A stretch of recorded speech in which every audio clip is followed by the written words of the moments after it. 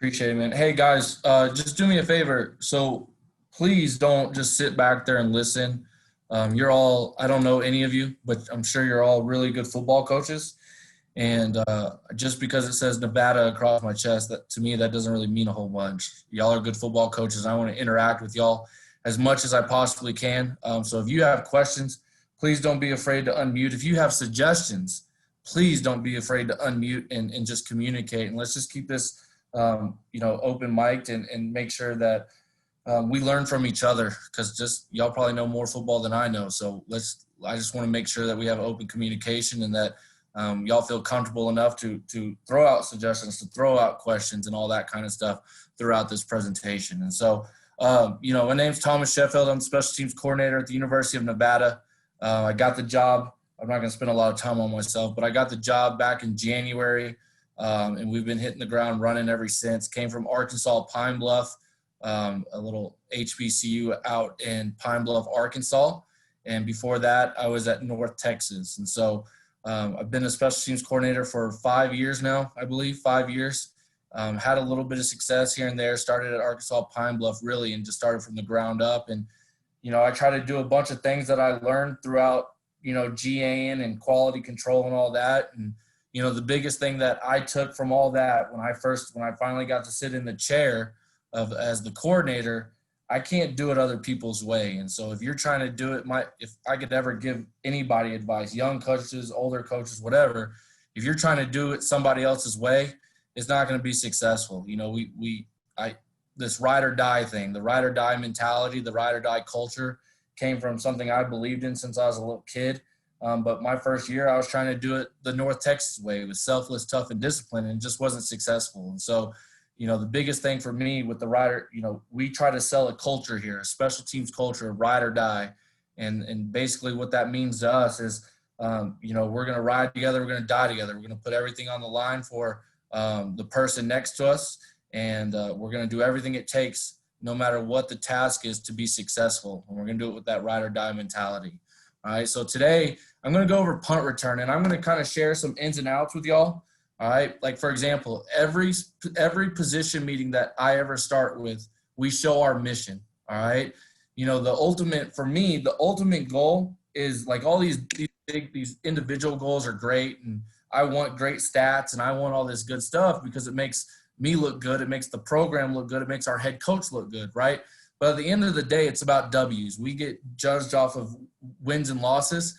The best way is we can help ourselves and help our team from a special team standpoint is to have our mission. And our mission is to help win games by improving the drive start average for both the offense and defense, all right? Essentially, we want to flip the field. We want big punt returns. We want blocked punts. We want big kickoff return. Whatever we got to do, we want to flip the field. And so this is a typical like drive start average equals more win. This is a percentage. I'm pretty sure most people have this. This is a pretty popular thing. Somebody way smarter than me developed this. I just stole it. All right. And so, I just tried to explain to our kids the percentages, the analytics of it all, and what the chances of us scoring and what the chances of the other team scoring based off of field position. So that's our mission. Our goals from an overall special teams unit. I believe in having a mission. I think in having goals for all phases, and also as a special teams unit, right? So goals, we want to finish top 3 in our conference on every phase. We want to finish top 25 in the country on every phase, all right? We want to create extra possessions, all right? What we harp on and everything we do is creating turnovers through our play and then through our scheme, all right? The next one is probably the biggest one for me is just being great in technique, all right? Being great in technique, always, always, always. I've been told by multiple people that I teach technique more than anything else and more than anybody they've ever heard. I just think it's extremely important. I think great technique can get you out of some really bad situations, all right? We're going to eliminate penalties and turnovers. I don't want to put us in a position, and we'll talk about this through this punt return deal. The penalties, it bothers me every time I turn on the TV and there's a big return happening or there's a big play happening and it gets eliminated because of a stupid penalty. It's our responsibility as coaches to cover penalty beaters, to set a standard, to eliminate pre-snap penalties. You know, pre-snap penalties you all probably hate more than anything. All right, but I concentrate on pre-snap and post-snap. All right, and we'll talk about some of those today. And then turnovers, we want to create them and we want to eliminate them. On return game, we're going to eliminate turnovers. We're coming off the field with the ball 100% of the time. All right, and on the kickoff and punt, the cover phases, we're going to create turnovers through our technique, through how we tackle, through how we finish. All right, and the last one, of course, is finish. I do not like a lack of effort. I don't like loafs. I tell the kids, all loaf means is that you're a traitor, right? If you loaf, that means you're a traitor, and that means you're trying to help the other team win. And we want to eliminate traitors, and we want to eliminate bad finishes. All right. So now we talked about the special teams goals. Now I want to talk about just the punt return specific goals. We want to average 11 plus yards per return or one blocker per game, right? If you average in FBS football, if you average in FCS, if we average 11 yards, we're top 25 in the country and top 3 in our conference. That's one of the main goals, right? So that's how I set the standard. I always go and look at stats, and I look at where 25, what was the number, what did number 25 punt return team in the nation, how many yards did they average per return? And then that's how I'll set our goals, and I'll do that for all phases, all right? We want to play 100% penalty-free football, and then we got to create at least one big play per game, whether it's a 25-plus yard return, whether we block a punt or we cause a shank, all right? And we'll talk more about the shank thing here in a little bit. How we divide up our punt return team, all right? So I'm lucky. I'm extremely lucky. I work for a head coach that puts a lot of emphasis on special teams, right? And so I get to use as many coaches I want, and I get to use as many GAs and quality control. Whatever I need, I'm fortunate enough to get. So I'm able to break it down pretty significantly. Like, you know, the L1 and the R1 position. I think that's the hardest position on the field. All right. I think it's the hardest position on a punt return team. And so I break it up. One coach has the L1s, another coach has the R1s. All right. Our L2s, our L3s, and our left contain, that's broken up with one of our coaches, Coach Chang, and this flip side with Coach Jimbo. He's got the right contain, the R2 and R3, and then the adjuster and rover is me, and then we have a return coach who is a returner back in college. So I feel comfortable. He knows what he's talking about, and he can teach our guys. And so that's how we break it up. And again, if you don't have this much manpower, I get it. I just wanted to show y'all something that we do. All right. So let's get into the punt return aspect. That was some just off the field stuff. That was some of the little things that we take a lot of pride in, and that we want. I want to get the mission and the goals clear to our kids so that there's no excuse of why we can't accomplish those goals. We literally show that every day. We show who their position coach is every day, right? Just so there's never a hiccup. When we go to a circuit, which we'll talk about circuits here in a minute, they know exactly who their position coach is, and we don't have any issues. All right, so punt return, hold-up technique. All right, I'm going to talk about hold-up technique today. And again, guys, please, please, please don't hesitate to ask questions, jump in. You got suggestions, I'd love to hear them. I'd love to learn, all right? Our hold-up technique, we break it up into 2 techniques, all right? And it's based off of, it can be based off of disguises. It can be based off the return we're running. There's a lot of things that go into this. So the first one is attack and wheel. I say attack because I want to attack at the line of scrimmage. I don't want to teach our kids to sit back and allow free releases, right? And we do that. We have some kids that don't grasp the concept, that don't bring their hands, that don't do those little things right, and where we get in those situations. But we always want to attack. We want to be an attack mentality, whether it's hold up or it's a block, right? So we're going to attack. And what we mean by wheel is we're wheeling them outside. So basically, this is a good technique for middle returns, right? This is a really good technique for middle returns. So we'll attack at the line of scrimmage. And how we teach it is we are in a staggered stance, all right? And we try to make sure that what we do, whether it's a block or a hold up, we want it to all look the same, all right? So we're in a staggered stance, front foot, our inside near the foot closest to the ball, our inside foot is up, our outside foot is back. And when that ball is snapped, we're simply taking a step, all right, to get parallel, all right, to get back to parallel, get balance at the crotch of our man, right? The number one thing that people got to understand is when you're breaking down your opponent, all right, you're going to catch on to their blocking scheme, right?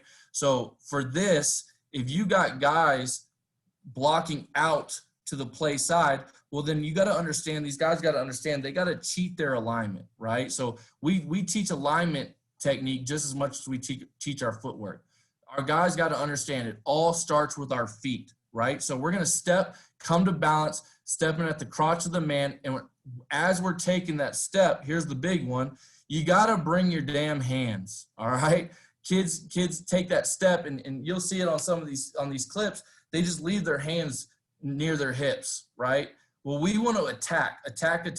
We want to be physical with our hands. So what we tell them, all right, we're going to take away, if we're running a middle return, for example, we're going to take away that inside release. That's why we're inside leverage on our alignment, all right? And that's why we're stepping to come to balance, stepping out of his crotch. When we step, we're going to step our foot placement, that outside foot is at the crotch, our outside hand, that same hand, all right, is punching in the sternum, all right? We're going to punch where hand placement is in the sternum, and our left hand, our inside hand, is in that near pec. Our hat placement is on the inside V of the neck. That way, we eliminate, all right, we give the picture that we're taking away the inside, so now we have to wheel them out. They're going to outside release. We're working inside out on our man. We want to wheel his rear end out. You with me on that? So we're going to step, come to balance, punch, hand placement in the sternum, hand placement in the near pec, making sure our hat placement is on the inside V of the neck, all right? Now, the other one will work is attack and pin. If we got field return or a wall return or something like that where we just want to pin them down, all right, it's the same technique, all right? It's essentially the same thing. The only thing that's different is we're now working outside in rather than inside out. You with me on that? So obviously the stance changes. It's kind of a dead ass giveaway, but whatever. All right, we're giving it away. We're going to do better. We're going to be better at what we do than what you do. So it doesn't really matter. We're going to step, taking that inside foot now, stepping at the crotch of the man. Our outside foot is back. We're putting our inside hand in that sternum, outside hand in the near pec, and our hat placement is on the outside V, and we're working him lateral. All right, and these spread punts, and you guys know this, a lot of the times I think what gets lost in translation is in spread punts, especially like in a full zone or half zone, half man, we're not trying to attack and run this guy backwards. We're trying to work him lateral at the line of scrimmage as long as humanly possible, right? We want to work him at the line of scrimmage, keep him on the line of scrimmage as long as possible. So here's kind of, and I'm about to take you through the progression on how we do this, all right? So here's a circuit. This is one of our circuits, all right? So day one, punt return day one, where we're going to work a progression drill. We're going to work stance, attack and wheel, and attack and pin, all right? And it's a 4-whistle drill, and I'll go over it in a second. But we're going to show this to the kids, all right? This is where the left contain, right contain, rover, and adjuster, L2 and L3, R3, R2. Basically, everybody but the returner and the L1s and R1s are going to be here with these designated coaches, all right? They're position coaches.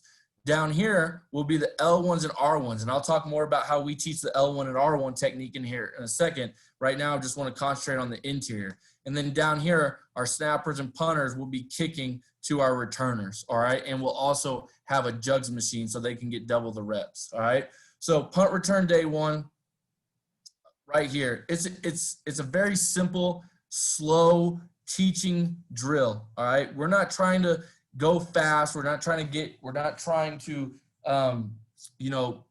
rush this thing. We really want to teach here. So what I do is I blow a whistle. Ball snapped, I blow a whistle. And when that whistle's blown, they're just stepping, coming to balance, and shooting their hands, right? And we're going to pause it for a second because I want to make sure that their hand placement, their hat placement, and their first step is right where we told them to be.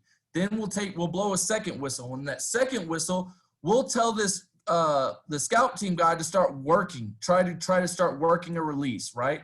When we do that, one of the things that I noticed as I went back and self-evaluated myself when I came from Pine Bluff to here is after this first step, what typically happens is everybody's feet just get stuck in mud. They stop their feet completely. So when we blow that second whistle and they start to release, That's when I tell them machine gun feet. All right. I want their feet constantly moving. They're taking that step and then they're pop, pop, pop, pop, pop, pop, pop, pop, pop, pop, machine gun feet. All right. And as they start to work out, as these guys start to work a release, now we're going to use our power shuffle. So they start to work. You see right here, number 42, he's starting to power shuffle, power shuffle. All right. And again, the goal is to keep them at the line of scrimmage, work them laterally, work them, attack and wheel outside. So now we can open up this middle of the field if it's a middle return, right? So that's the next whistle. Now the next whistle will now allow, we will as punt return guys, will allow them to release. And eventually, no matter what, these guys are going to get off the line of scrimmage. So now we kind of work our transition phase. All right, we try to get one by one. I'll get more into that later. All right, and then the next whistle, when they chop and drop, we'll sit and fit. All right. So again, all right, first whistle, step in to come to balance, bringing our hands. You see 19 right here. All right, you watch 19 if y'all can see it really good. All right, you see he hasn't brought his hands. He's taking the step, but he's not bringing his hands, right? His hands are down here by his knees. That's something we're trying to eliminate because, again, we're attacking at the line of scrimmage. All right, if we don't get hands on and he reads hold up immediately, he's gone, right? And now we're in a bad position. You see 23, he brings that first step and he is bringing those hands and hat with him, right? We want to make sure we're doing that. If I could back up for a second, you know, one of the most important things we teach in the stance is our mental weight. If we want to eliminate false steps, right, and we want to gain ground and we want to gain ground with this outside step and we want to step to come to balance, well, where does our weight got to be? We tell them it's got to be on the ball of that front foot. So now they can push off with that back foot. They can push off, step to come to balance and not waste any movement whatsoever. We're trying to eliminate false step. You see right here, number 44, he does a really good job. Stepping, coming to balance, shooting those hands. Hat placement is inside, big chest, sitting in a chair almost, all right, in a really good athletic position. Guy starts to release outside. We're just power shuffling. We're staying on him, power shuffling, keeping our leverage. Power shuffle under control, all right? We're not trying to move too fast. We're not crossing over. We're just getting a nice power shuffle like you're playing basketball defense, right? Working them, working them, working them. Now they get their release. You sink to their back hip pocket. They chop and drop. We sit and fit. Anybody got any questions or any suggestions, anything that you've seen so far or heard that you like, you dislike, something you could add to the drill, anything like that? Quick question with blocking the shield back there. How do you talk to your contain guys about doing that? So the contain, you know, we want to force with our, you know, one of the things that we talk about in our goals is cause a shank.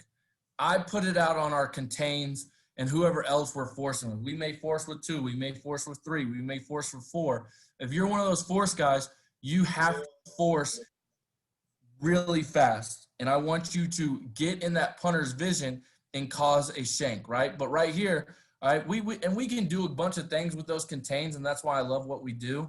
All right, we're able to move them around, we're able to do some things. All right, but ultimately we want to keep that outside shoulder. We're going to force up the field 1, 2, 3, and then take a direct path to the block point. If we can get a block, I'm telling those guys, go get it, right? I don't care, go get it. Now, we keep that outside shoulder and outside leg available to eliminate any fake opportunities. We're going to force up the middle in a safe look right here. You force in with 3, all right?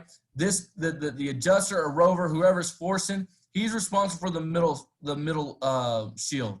Right? The right contain and left contain, they're responsible for the shield player to their side. That ball's punted, and what we're going to allow them to do, we're going to allow them to get ahead of us a little bit, and we're going to wrap back inside, all right, so that we can, again, when they want to chop and drop, we're going to sit and fit, and we can pick those guys up when needed, all right? Does that answer your question, Coach? All right. Coach, real quick, the stop and drop and sit and fit. Where are they at? Like, how are you? A man missed him. You coaching their eyes on that to know when? So that's going to be the second part of this. So right now, and it's a great question. What I'm talking about right now is just the at the line of scrimmage, and then I'm going to work to the transition phase, and I'm going to cover all that, Coach Hall. No problem, Coach. My bad. No, hell no, not my bad. That's a great question. I love it. Interacting makes this a lot easier. All right.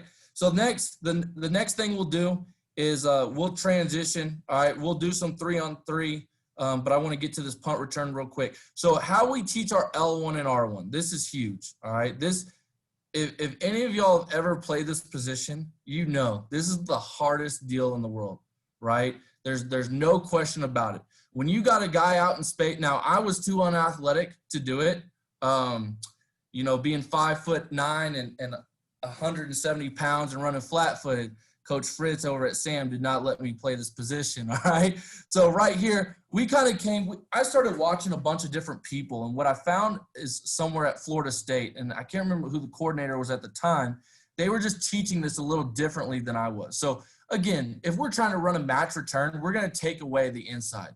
The number one thing that I tell these guys, and this was a coaching point that I just learned, and you may already know this. If I'm an L1 and R1, I'm not thinking about what I'm doing.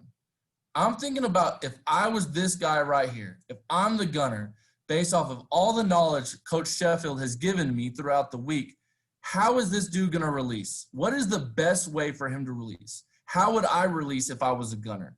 And that's how we attack that L1 and R1 position. Because if you can start thinking like the gunner, well, you're just one step ahead pre-snap.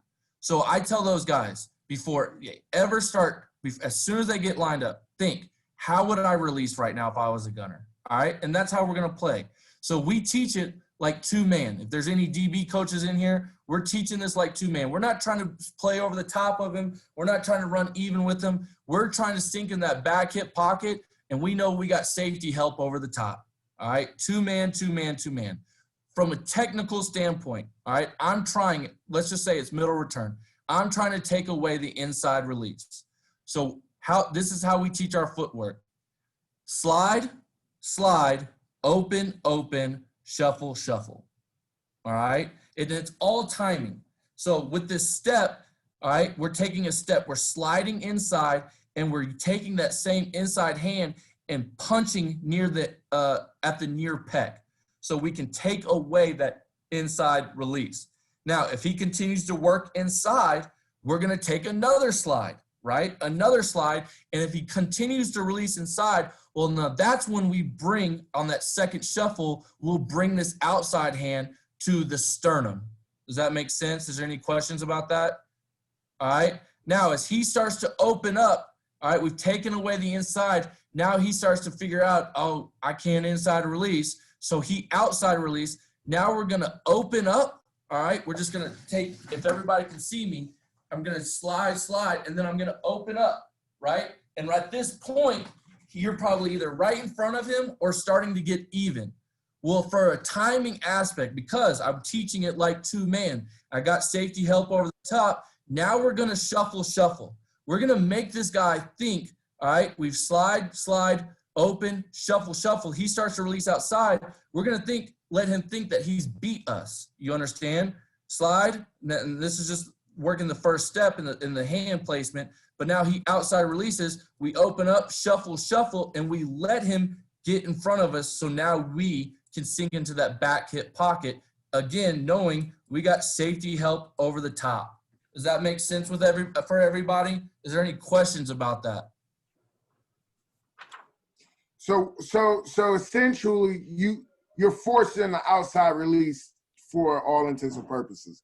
Yeah, because it's a middle return. If Got we're teaching middle return, yes. And as it gets downfield, let me let you go through your progression. And my question you may hit. Never mind.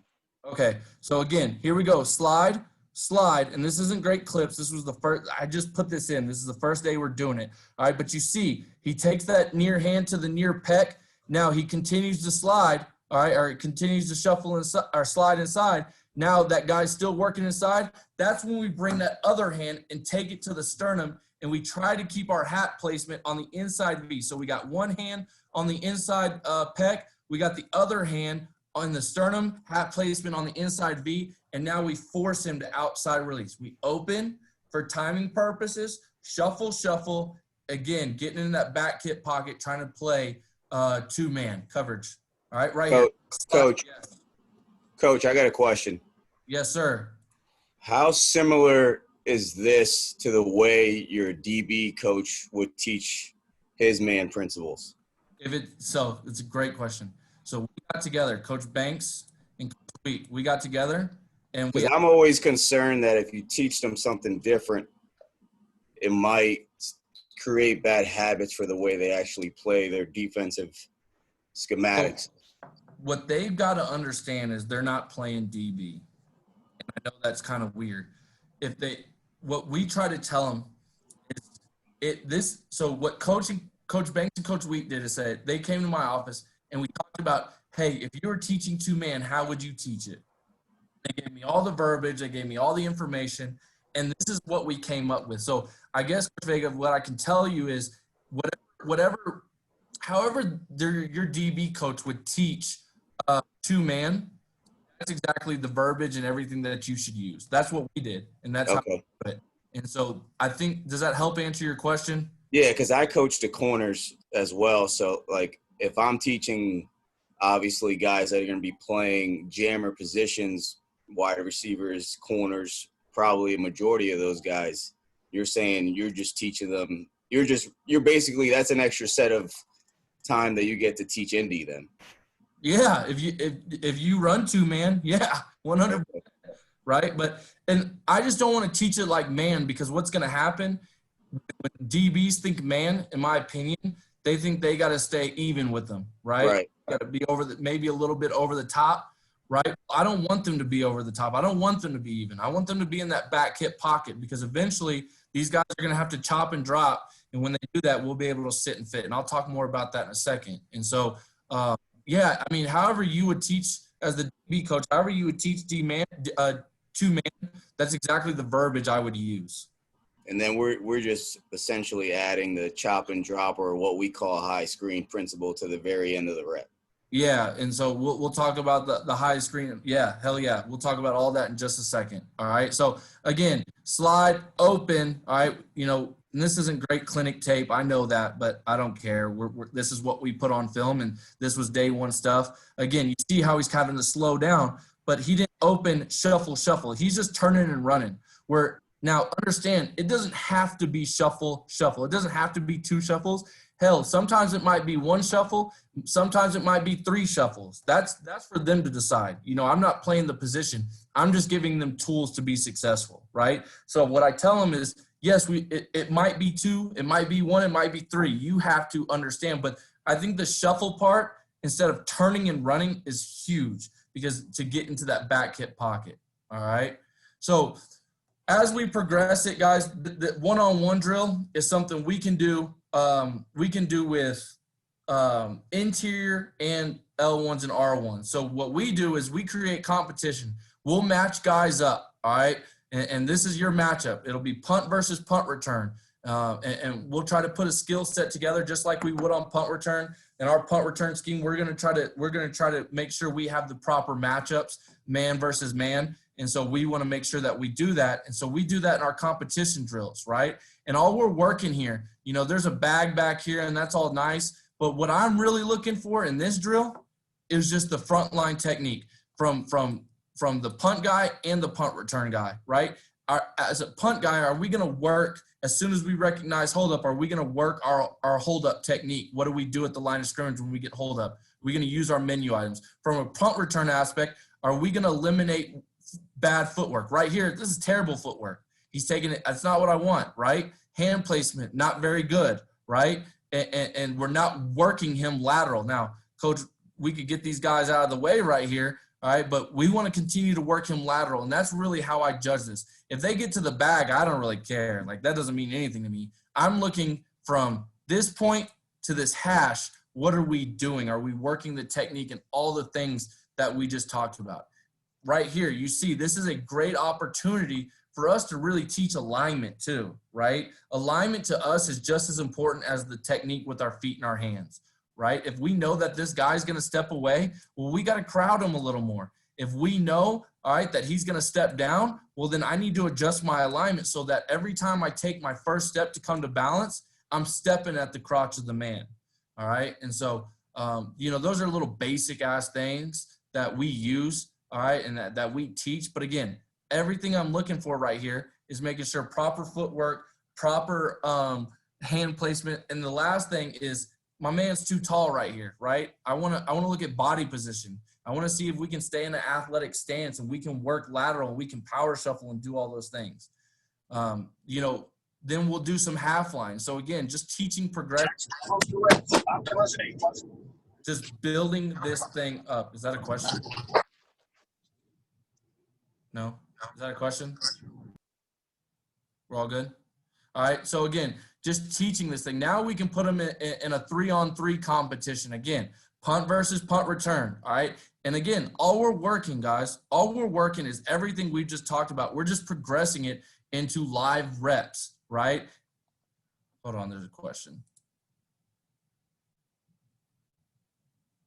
Is the defensive player keying the ball? He's keying the ball. It's a great question. He's keying the ball, Coach Sanchez. We always have – so what we teach is where our eyes are on the ball so that we can see as soon as that ball is snapped, we can get our first step in the ground before this guy moves. We know where this guy is, all right? We can priff our man. We got to see the ball, all right? I want to make sure that we're not offsides pre-snap, that we're not jumping the gun. As soon as that ball moves, we're moving. And what we tell them, some points of emphasis, we tell them eyes on the tip of the football, or we can tell them eyes on the helmet of the snapper.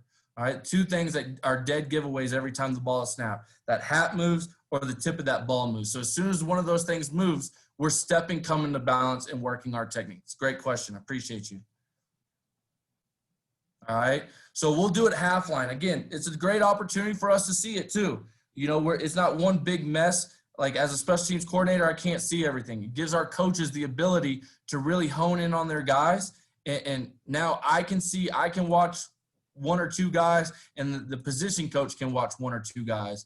We throw the contains in here just so they can – we're looking for from the contains, as soon as that ball moves, how quickly can we get a good get off? If we got a thing like a clamp or a delay attached to the call, let's see how they clamp this gunner or this tackle, whoever it may be. You with me on that? And so, again, just working technique. And all I care about is this first 5 to 10 yards. How do we work our releases, all right? How do we do, from a punt aspect, how do we work releases? How do we do on punt return with our feet, our hands, our body position, all those good things? Everybody good on this? Any questions? All right. And then here's just some game clips. Here's some game clips. If you watch 34 and 85 right here, all right, this was back at the old spot at Pine Bluff. All right, you can see not a great stance, right? Going back to the stance part of it, I want it to all look the same. If we're rushing the punt, I want it to look just like between our rush stance and our hold up stance, it should all look the same, right? You see, our eyes are on this ball, all right, and that again, it doesn't allow these guys to pick up. If I'm a punt return guy and my eyes are right here and I'm a punt guy, I automatically know, like, this dude's about to hold me up, right? So, again, that's another reason we have eyes here on the ball. But, again, not great stances across the board. But you see, stepping, coming to balance, hand placement, it's hit or miss right there. We really want that thing in the sternum, this hand in the pec, hat placement on the inside of the V. We've taken away this inside, right? Now we got a power shuffle right here. Now we can work our power shuffle technique. Keep his ass at the line of scrimmage as long as possible, all right? I want to keep him at the line of scrimmage as long as possible, all right? But again, that's good footwork and good technique by those guys, all right? You looking at attack and pin situation. Here's an attack and pin situation. Again, our footwork's a dead giveaway. That's fine, all right? You just better be able to release really well, all right? But again, we can help that with our stances, all right, and with our eyes. Ball snapped, bam, right there. That's beautiful right there. We got to get our hat placement outside, but again, that's what I want. We're not wasting any movement with our footwork. We're punching at the line of scrimmage. We're attacking. We're not just sitting back and letting the dude figure out we're in hold up, all right? We're going to get hands on him immediately, and make sure. Now, there's another thing. There's another hand technique that we use, and I'm not going to go much into it. Understand this, and most of you probably do, especially if you're coaching punt. Referees, you have a window for between the ball being snapped and the ball being punted. We call it the 2-second window for success. You got 2 seconds to do whatever you got to do. So what we teach is a bear hug technique as well, right? And some of y'all might use this, all right? Instead of putting the hand in the sternum, hand in the pec, we're going to wrap dudes up damn near, all right? And we've been doing this. Guys, this shit don't get called.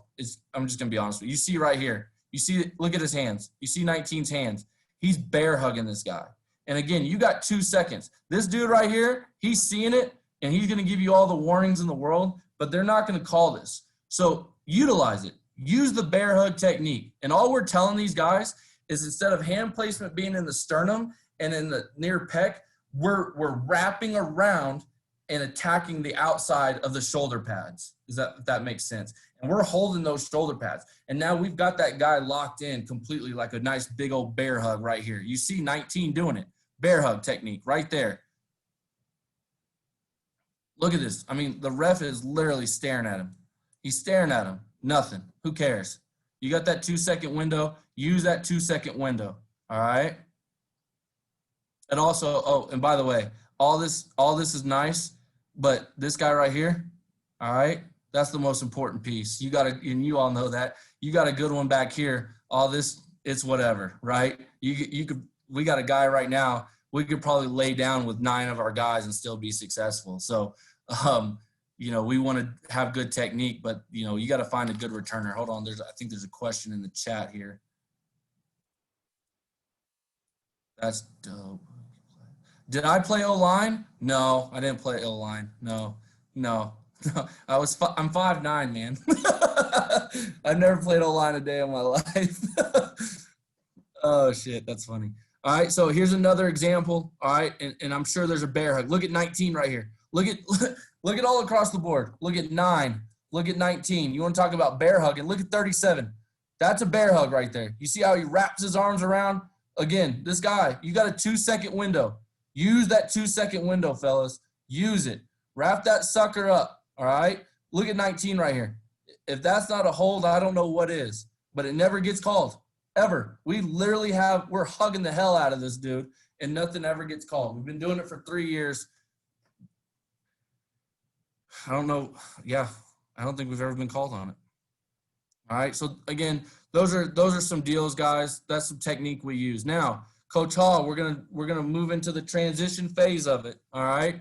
So we talk about trail technique. So what we got to make our guys understand is the difference between attack phase and transition phase. Attack phase is at the line of scrimmage.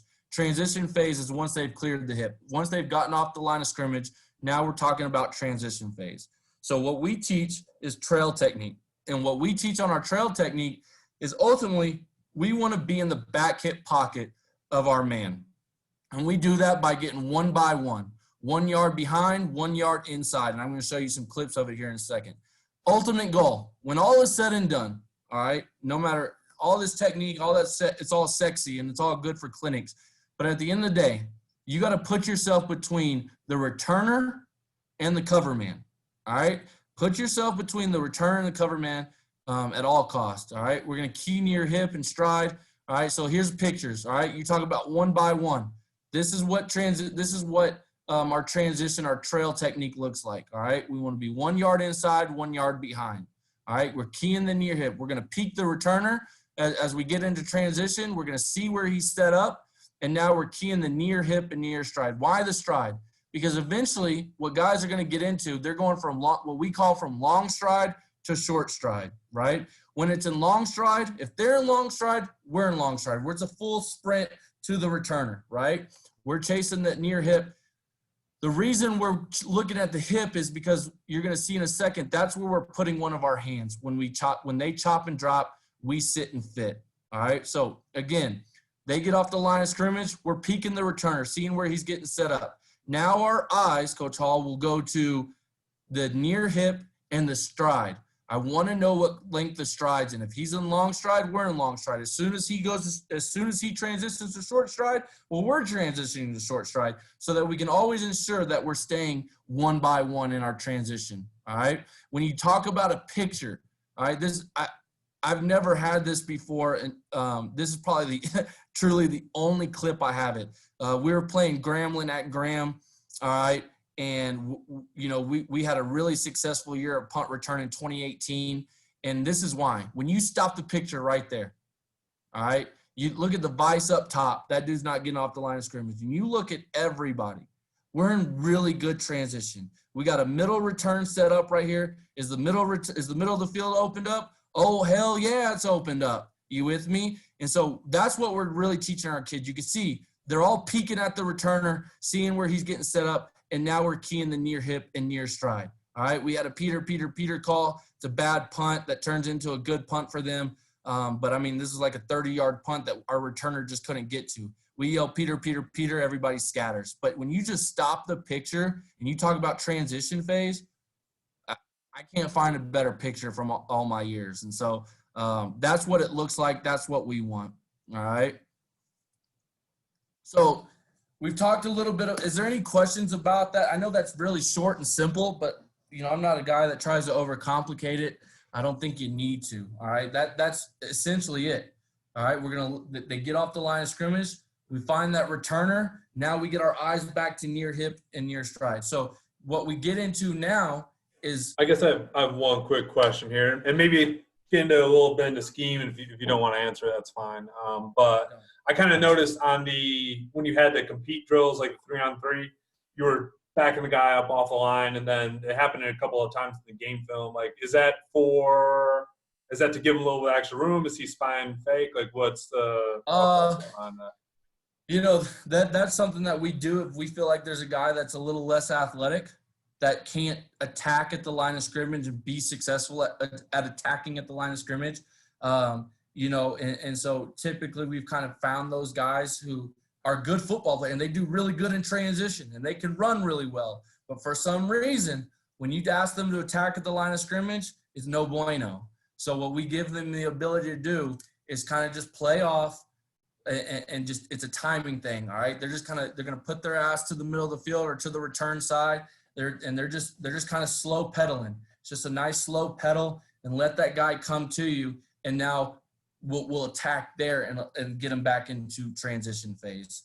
If that answers your question. Thank you. Absolutely appreciate that. Giving away all my scheme. I hope I don't play anybody in here. Jeez Louise. All right. The next thing, guys, and we talked about it earlier, penalty. All right, like, dude, I'm Nick Saban times a million when it comes to penalties, especially on a big return. Like, there's no reason for it. And if you're doing your job as a coach, you won't have them. You shouldn't have them, right? And so what we try to teach is penalty beaters. And so this is where we'll talk about chop and drop and sit and fit and some stuff. All right, but it's also going to talk about situational stuff about what happens when I'm in I'm out of phase or my guy doesn't chop and drop. What kind of technique do I need to work? And so, penalty beaters, we sit and fit. All right. So basically what I mean, you've heard me say chop and drop and sit and fit multiple times. All right.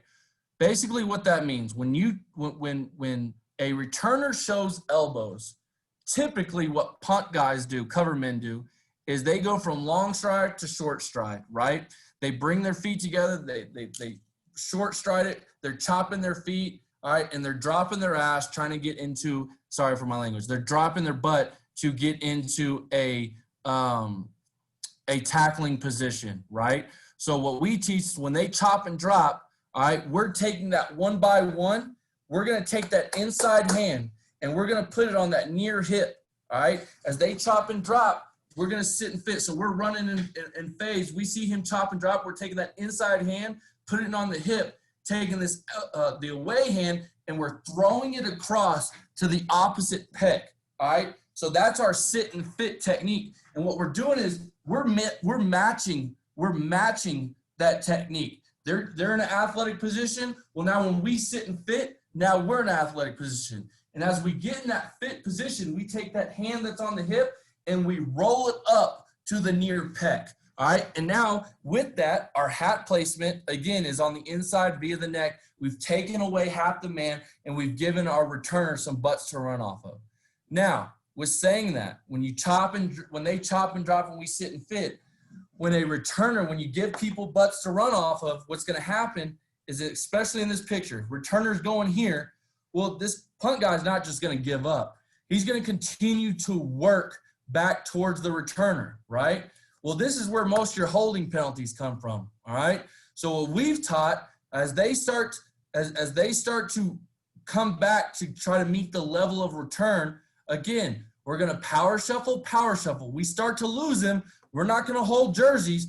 We're going to turn, take our fist and our eyes through the chin and up to the sky and box out. So we go fist and eyes to the sky through the chin, and now we box out like a basketball player. We don't want to put our hands in the air like this, right? That alerts referees for penalties. I don't want to do that. We're going to rip and spread our eagle wings and box their butt out. We're going to take our ass and put it on their hip and box them out. All right, anybody got any questions on that? So here's a drill, all right? And you can all do this drill, and your head coach will love it because it's not a lot of running, right? This is what we do in one of our circuits, all right? So we put them in phase, all right? You're one by one. And what we tell these guys, these cover guys, is we got a coach back here throwing the ball up to himself, acting as the returner, right? And what these guys are doing, these cover guys, they're going to chop and drop so that we can work our sit and fit, right? You see it right here. Eyes, chop and drop. Our hand placement is on the hip, all right? This hand's thrown to the opposite pec or the sternum. Hat placement is on the inside V. Well, now to work the penalty beater, we're going to tell these guys now, once that ball gets past you, now you're going to work back. So now right here, all right, this guy's going to try to transition back to the returner. We're going to transition. We're going to settle it down. We're going to power shuffle. And then as we start to lose him, we'll rip through contact and box out. All right. You can kind of see it right here. It's not a really good picture, but this was a really good picture of just sitting and fitting. This guy chops and drops. We sit and fit. All right. You see the power shuffle right there, but there's no need for him to use the rip. So don't do it. Right. If you start to lose him, now we'll rip through contact and box out. All right. You see it right here. He chops and drops. We sit and fit. You start to lose him. Now we can rip. Again, we're just not put in a situation where we're starting to lose him. All right. Chop and drop. We sit and fit right there. Boom, right there. This is where those penalties come. We're beat again, right? He's getting past the level of or he's running back to make sure he can get back to the returner. We've lost him. What most people do is they grab jersey or they grab cloth and hold this guy back, and that gets called. It's very obvious. So again, we're going to take this near arm. We're going to take the fist and the eyes through the chin to the sky and then spread our eagle wings and box out like that. Boom. But now I want his hand placement here. I want to expand that wingspan and put my ass on his hip. All right. Here's a couple of clips of some sit and fit right here. You can see it. All right. And it's not the best clip, but again, he's chopping and dropping. We're sitting and fitting, bam, and working his rear end out. We want to understand that this still has to be physical, guys. The sit and fit isn't a finesse thing. We still want to widen him out as possible to continue to open up lanes right here. Y'all with me on that? We want to continue to open up lanes. All right, here's another clip of it. Got some guys all around. You look right here in the middle. Bam, that guy chops and drops. Boom, we sit and fit. It's that simple. We chop and drop, we sit and fit. But again, we got to, when we sit and fit, and this is why I showed this clip, this got to be physical, guys. This has to be physical. We got to work him out so we're not running into the returner. We're not having any of those issues. This guy can't run us into the returner. This has to be physical. Sometimes this is the piece that gets lost in translation is we still want physicality. Even though we're sitting and fitting, we still want physicality. Widen. Now, here's the most common one, all right? Blocking the back's high wall, right? We want a high wall. We want to eliminate blocking the back. So what we tell our guys, when our cover man has beaten us and he never breaks stride, meaning he's going to take the shot, there is no chop and drop, right? Because if we can't sit and fit, if he doesn't chop and drop, what do? We got to do? We got a high wall. So we're going to take our near arm and uppercut and rip across the cover man's face to the opposite number, and then, again, box out technique. So same drill, All right, same exact drill. Hold on just a second. There's a chat. Oh, thanks. Again, same deal, right? Same exact thing, same drill. Now we're just putting them out of phase. Earlier, all right, they were kind of more inside. Now we're putting more inside the cone. But now we're telling this guy, don't ever break stride. Again, you see, he's ripping through contact. Guys, we don't want this. Hell no. This alerts referees. I don't want the referee to even think we've made a mistake, right? So again, we're ripping to the sky, but now we're spreading our wingspan, spreading our eagle's wings, putting that ass on the near hip and boxing his rear end out. All right. I still want to work all the technique. Here's a better version. Here's a not so good version. This one alerts penalties. This one's clean. Now with the rip, okay, football, it's physical. You've heard me say physical, physical, physical, attack, attack, attack. Guys, it's the same thing. Your rip can't just be so nonchalant that you don't get across the man's face. You got to rip. You got to throw. And I tell him, I grew up watching Mike Tyson box. I love Mike Tyson. I tell him, Mike Tyson uppercut through the chin and then box out. All right, box out right there. This is perfect. All right, this is perfect. He doesn't have to work the rip technique, but again, boxing out, high wall and boxing out, bam. Now we just need to close the space off, get that ass on the hip, and box his ass out. You see a guy trying to work the sit and fit with the rip technique right there. Same deal. Bam, right there. Now, here's why I tell them they got to put their ass on the man and make sure they box him out. Because if we just run past him and high wall him and just do this, we still give him an opportunity to come up and under and make this tackle, right? I want to eliminate that. I want you to continue to box him out and open up lanes. What's the ultimate goal? Put your body in between the cover man and the returner. Well, if you just do a flyby, all right, we call it a flyby. If you just do a flyby and let him come up and under, mission not complete. You with me on that? All right, so here's some game clips of it. All right, and this is kind of a deal where I didn't think we had the high wall. All right, you look up top. This guy's in transition. This guy clearly chopping. He doesn't have to do this. I think this guy chop and drops. He can sit and fit. But again, you see, he's trying to box him out, right? He's trying to put this. He just needs to expand his wingspan here. Use your wingspan, all right? And keep your butt on that guy and widen him the best that you can, all right? Here's another clip. This was from our North Texas days. All right, you're going to see the L1 and R1 come into the picture here. All right, again, ripping through contact. You see he's trying to rip right here. And now we got to spread our wings, all right? Spread our wings. Again, we don't want to just give him a flyby and let this guy come up and under and make this tackle. All right, the next one, all right? This is where most blocking the backs happen. We call it plant and retrace. So what we tell the guys, all right, you can lose the battle and still win the war. If you lose your individual battle, understand that sucks, but we can still win the war, right? So when defeated early, all right, and cannot get our block, basically we get stacked, we plant our foot in the ground, we turn around, retrace, and block most dangerous man. So again, same exact drill, all right, same exact setup. Now we put them out of phase, right? We give a guy with a bag as another punt guy, all right? We've lost early in phase, all right? Well, we're not going to keep chasing this guy, right? It makes no sense to keep chasing because what's going to happen? We're going to end up blocking this guy in the back because eventually he's going to come to balance. He's going to chop and drop. And when we do, we're going to close that space off and run right into the back of him. It happens all the time. So we plant, all right? We plant with that outside foot, turn around, and find the most dangerous man, and we block him, all right? Plant and retrace. Plant and retrace. Lose the battle, win the war, all right? If you guys have a good punt return team, it's usually because of this guy right here. So what we got to make our guys understand is, yeah, you've lost the battle. This guy's going to help us win the war, and you can go help us win the war down the field because we're going to tell this guy, hey, in every scenario on punt return, you're going to have to at least make one miss. Well, there's your one, right? So stick, plant, retrace, block most dangerous man. Any questions?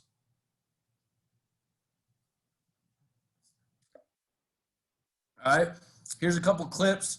and this is some good and some bad, right? Right here, 25. He's beat. Plant, retrace. Turn around, go block the next man. Because right, exactly what I just talked about. All right? This guy comes to balance. He chops and drops. We close the space and run right into his rear end. On the flip side, we get beat. We lost the battle. Damn, that sucks. Let's go win the war. We plant, retrace, and we block the next man. Look, returner, make one miss. You do that. Now we give a guy a butt to run off of, and we got ourselves a decent play. Y'all with me on that? But again, this really could have been called back really easily. We got lucky, all right? But we got to eliminate luck. We got to make sure that we're doing our job. Plant and retrace. The last one, I don't have really a drill for, all right? This is penalty beaters. Again, avoiding blindside blocks. This is more of, I got a couple clips I can show them from some bad technique that we've done, whether it's here or at Pine Bluff, all right? You all know you can't hit a defenseless player anymore. Our kids should know that, but they don't always know that, all right? So we got to teach them, hey, be selfless. Don't be an idiot, all right? You got a return going right here. You got a cover man who's unblocked, who's going to try to meet him at a midpoint and make a tackle. Well, this guy has a great opportunity to come, and in the old school days when football was great, you could blindside this dude, right? And you could decleat him. Well, now you can't do that. So what we just teach to avoid blindside blocks is meet him at a midpoint, all right? Meet him at a midpoint and high wall him, all right? We've already taught you how to high wall. Meet him at the midpoint and high wall. We just showed this clip, all right? I didn't show the end of the clip for a reason, all right? So we had the high wall technique up here. All right, I'm going to fast forward it. We get a good return, all right? We got a damn good return. But there's this guy right here who's going to come into play, and he's going to try to decleat this guy, all right? Again, all you got to do is meet him at the midpoint and rip through contact and box his ass out, spread your wings and fly. But instead, we try to decleat him. Here comes the flag. The flag came in, and this return got called back, and we lost a lot of field position. What's the mission? To improve the drive start average for the offense and defense. When we have stupid penalties like this, we don't get that job done. We don't complete that mission, all right? So last but not least, what we ultimately work up to before we get to team reps is a thing we call bullets drill. Here's a drawing. I'm sure you all do it, all right? But it's bullets drill. Now, it allows us in our transition phase of it to take everything we just worked and apply it to live reps, all right? So we get 6 lines. And, guys, this is 100%. This is competition, tons of energy. We put them in phase, all right, one by one, all right? And now the rest is up to you. We tell the cover guys, go get the returner at all costs. Go get the returner. Punt return guys, work your technique. They chop and drop, we sit and fit. You get in a position where you can use a penalty beater, use a penalty beater, all right? You watch right here, all right? Here's 2 guys, all right, who are able to chop and drop, all right? They chop and drop, we sit and fit. Boom, right there. They start to work back, rip through contact, box out, all right? Rip through contact, box out. You look up here, all right? Here's a guy that ripped through contact, but does he box out? No. And now this guy's able to come up and under and go chase this thing down if he wants to, right? We want to eliminate that. Same thing right here, all right? Same thing. Bullets drill. You look at it, all right? And what I love about this drill, and it's going to show on the very next clip, here's a high wall technique. Number 80, never break stride, right? Well, we've told them if they don't break stride, high wall, rip through contact, boxed out, all right? We got to keep our feet. We're a little unathletic right there, all right? Ran out of talent. But again, you got the chop and drop, you're sitting fit, you got the rip, you got a little bit of everything. You watch this next rep. This is my favorite rep of bullets drill of all time, all right? And I wish I would have had something to do with it. I wasn't here at the time, all right? But again, you watch this. We talked about all these penalty beaters. We talked about chopping, dropping, sitting, fitting. You look right here, number 19, all right? You look right here. Here's a chop and drop, sit and fit. Boom, right there. Oh, that's sexy. I like that. All right. Now, you look at a high wall technique right there. All right. We got to do a better job of boxing out right there. He feels like he's beat. That guy never breaks stride. We high wall. Now, box him out and run him wide. Right. Now, the flip side. Bam. Right here. We've lost the battle. All right. We've lost the battle. We get stacked. What do we got to do? Go win the war. We plant, retrace, go block MDM. All right. So you get a little bit of everything in this drill. And that's why I love this drill. This guy right here, what should he be doing? He should be finishing with a rip. chops and drops. He sits and fits. He works back to the returner. Well, now we got to work our rip, all right? All right, a couple more clips. Same thing. Chop and drop, sit and fit right here in the middle. Chop and drop, sit and fit. Chop and drop, sit and fit. I love it, man. I love this drill. And if you can get guys, the hardest part about this this drill is getting these guys, these punt guys, to really cover this thing like a real punt. All right, and squeeze the football. That's something for some reason I don't really understand. So what we try to do, all right, is we try to cross train. Hey, punt guys, go cover this like you would normally cover a punt. Good on good. Competition, good on good. Cover it like you would normally cover a punt. How we cover punts, that's how I want you working this drill. And it's helped a little bit, all right? Is there any questions? This is going to be much of the same stuff, guys. All right, it's just the same drill over and over again. But it's just you see it over and over again. You get to do a little bit of everything. So, review, winning at the line. I just believe in attacking. I have an attack mentality. I got little man syndrome. So everything I want to do, I want to attack. All right, I want to work. They got to understand their feet are just as important as their hands. It all starts with their feet. And if they step to come to balance and shoot their hands, but their feet die, well, then everything was for nothing. You with me on that? Talking about winning in transition, making sure they understand between attack phase and transition phase. All right, attack phase is at the line of scrimmage.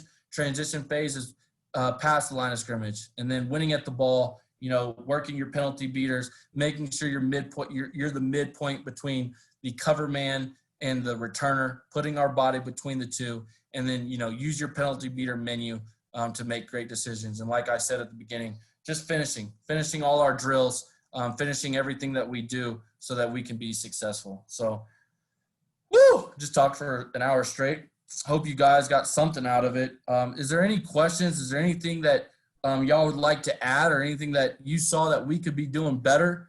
Because again, guys, you're all good football coaches. I want to learn from y'all.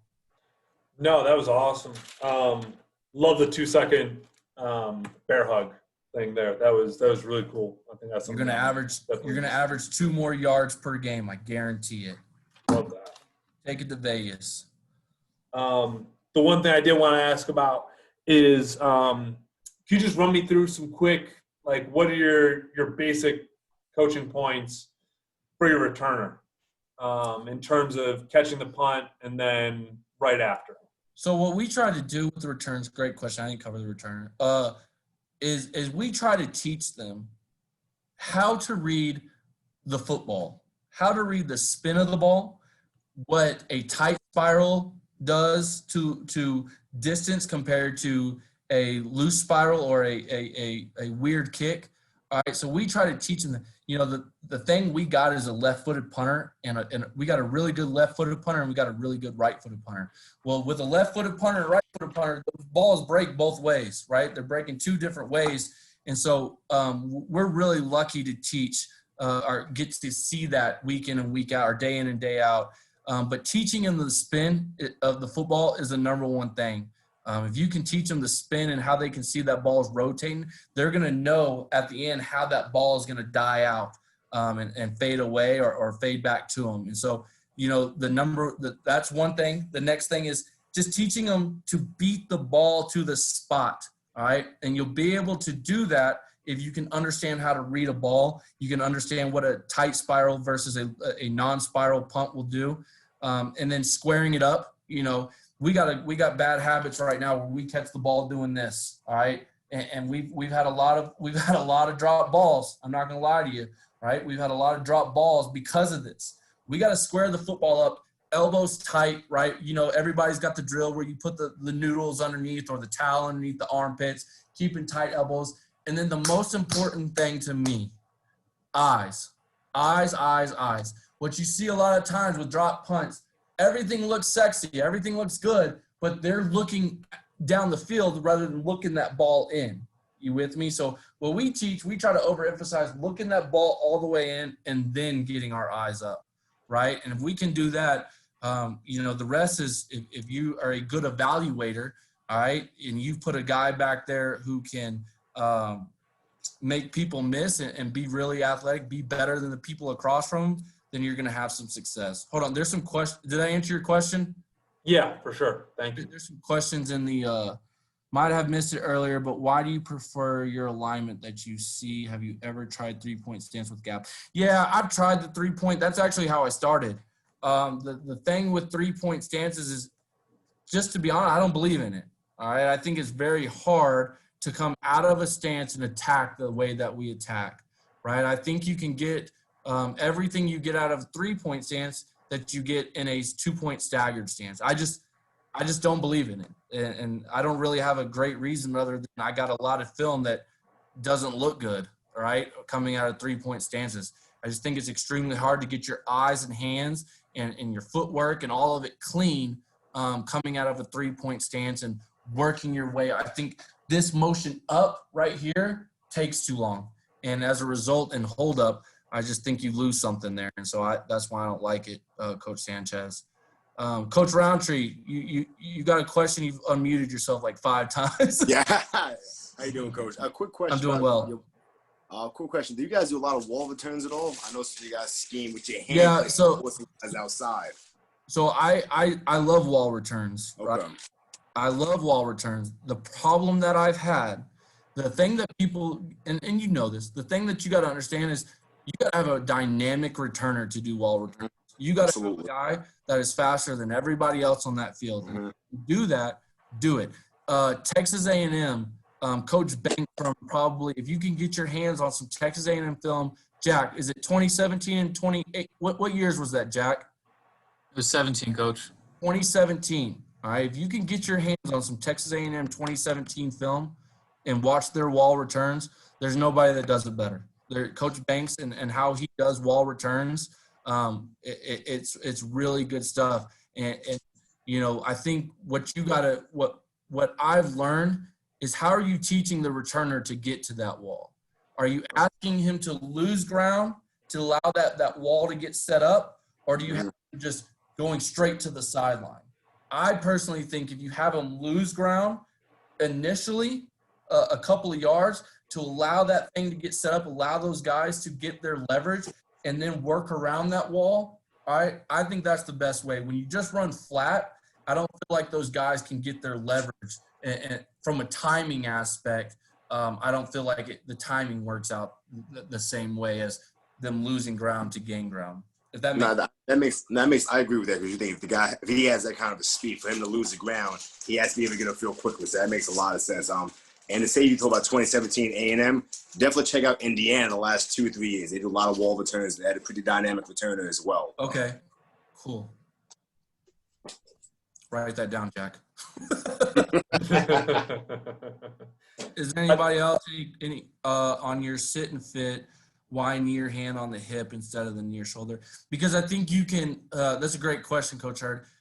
Is he still on here? Yeah. So because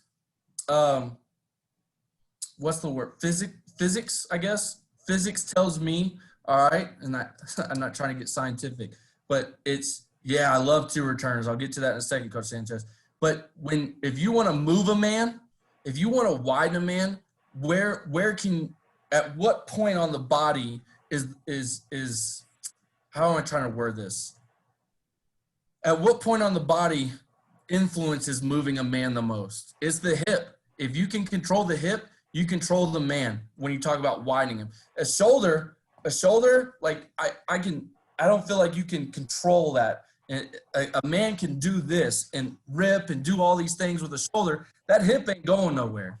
And if you move me with my hip, like I'm screwed. You with me? And I know I'm not giving a great explanation, but it's basically the reason is because that part of the man is what influences moving him right or left the best. Whereas shoulder, there's a lot of error in attacking the shoulder. I hope that helps, Coach Hurd. I hope that helps a lot. I don't think. No, that was good. I was just wondering. You know, Yeah. I've seen a couple different ways, so that was all. Yeah, that's why for me it's just plus you are higher and more unathletic if shoulder. Yeah, the Coach Bear said that. I hope it's Coach Bear. I hope I said that right. If you're higher, if the higher you up, he wrote, plus you're a higher and more unathletic if it's the shoulder. And so I agree with that completely. I probably should have just made it simple and said it like that. But control the man on the hip. It's just something I believe in. Any two returner returns. Yeah, I got a lot of two returner. I love two returners, especially when you're playing rugby teams. Now, don't always do it because it's a dead giveaway. It's gotta be a game plan thing. But two returners versus rugby, or if you're playing a team that cross field punts at all, they roll out one way and kick the other way. Definitely some two returner stuff. And essentially what happens is that second returner just becomes a blocker.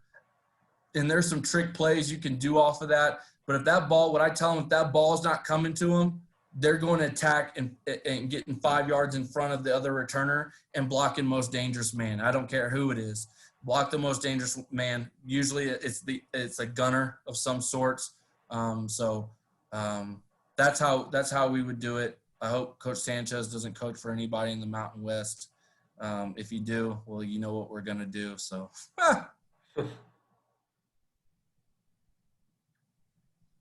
anything else, guys? Any suggestions, man? Anything that y'all got?